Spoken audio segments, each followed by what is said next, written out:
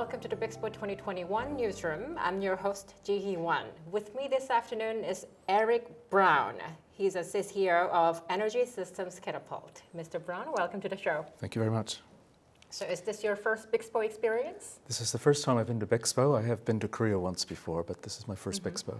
I see. So what is your overall impression so far? This is the second day, I know, and we have one more day to go, but what did you make of it? Well, I'm very impressed. There's the discussion has been very interesting in the Energy Leaders Summit this morning, and I've been able to tour the exhibition and see some really quite interesting technology and other activities going on. So it's been very impressive. So you have visited the new technology exhibition, I suppose? I have, yes. Yep. So what has stood out the most? I think the diversity of what's being offered and what's being explored by the innovation community.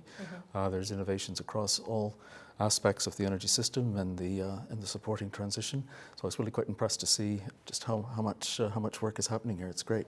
So I suppose you're the industry veteran. So I suppose you have attended many expositions and exhibitions in the energy space.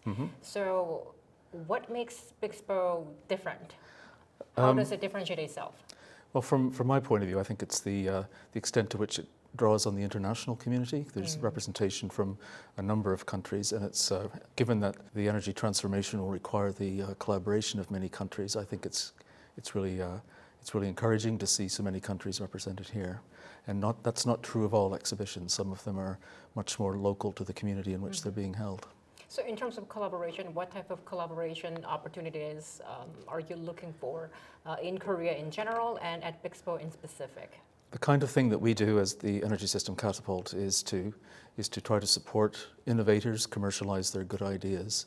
So I've been interested in the good ideas which I've seen, but I've also been interested to understand how they're actually building businesses around some of those ideas. So I think a particular example I saw yesterday was the ability to actually detect cables underground, which sounds like a thing that you should be able to do without thinking, but of course it's actually quite a hard thing to do.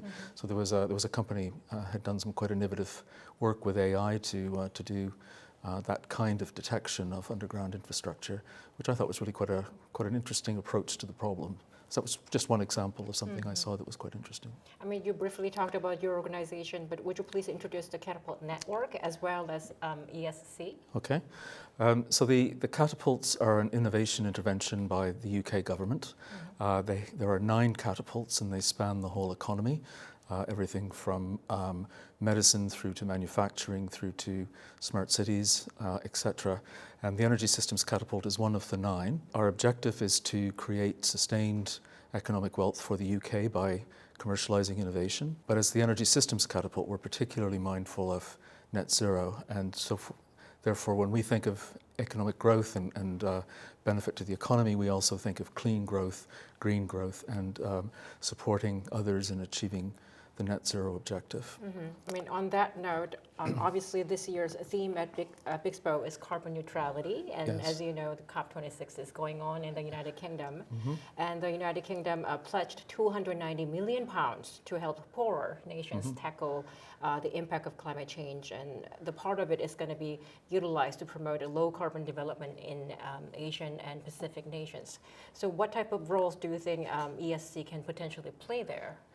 Well, we would be very interested in becoming involved. We have an international group within the Catapult.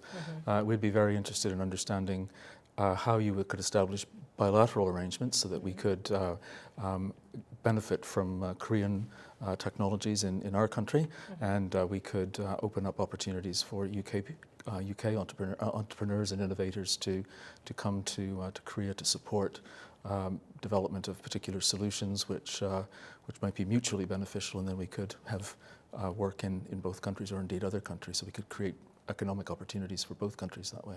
I mean, obviously the United Kingdom has been the leader in this domain, I suppose, because the United Kingdom became the first major economy to pass the net zero emissions back in June 2019, and you have your own offsetting program dubbed Carbon Neutral Britain. So would you please elaborate on that? So I think the program is aimed at achieving carbon neutrality through the setting of targets, which I think one of the things we've done in the UK, which I think has been quite successful, is we've taken this quite distant 2050 target and we've implemented the carbon budgets, which give us 5-year periods of time in which we actually have specific targets for carbon reduction. Mm-hmm. So it means we have shorter term horizons in which we can focus attention, and we build on those. We release those periodically and cover the 5-year period. So currently we're up to 2038, and we are obliged to report on our success in meeting the targets in each of the carbon budgets. We have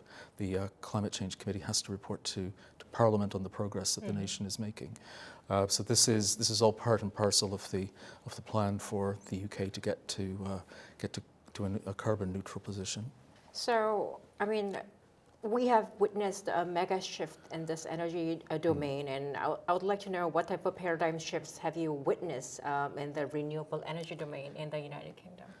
One of the big successes in the UK for renewable energy has been offshore wind. Mm-hmm. We now lead the world in offshore wind. We have substantial amounts deployed. We have plans for deploying even more in the North Sea, and from that we've been able to build interesting technology base that we can potentially export to countries who are interested in offshore wind and exploiting offshore wind. So that's one example, I think, of where we have been a leader.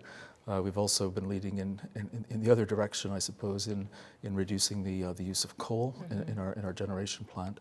And we had a couple of months, a year ago, where we burned no coal at all, which was the first time that had happened since about 1882, I think. Oh, wow. So it was quite a milestone in terms of the generation fleet. But renewables, otherwise, solar has been also a particular success in the UK. Partially, I think, because we view it not just as a technology intervention, but it's also you have to build the right kind of business models, the right kind of regulatory environment, the right kind of policy environment to make these sorts of things happen. Mm-hmm. And I suppose that's been exceptionally helpful for renewables on the generation side of electricity. Yes. So, any final thoughts you would like to share with our viewers? I think we discussed at the Energy Leaders Summit this morning what are the really key things that have to happen. And one of them was that we have to work very closely with people, the citizens of the countries and the communities who are going to benefit from the transformation that occurs, but are also need the transformation to occur so that we can live in a greener, safer future. So I would focus on the people and building the trust with people that we can achieve net zero and we can achieve carbon neutrality. Thank you so much for your time. Okay, thank you very much. And thank you for watching.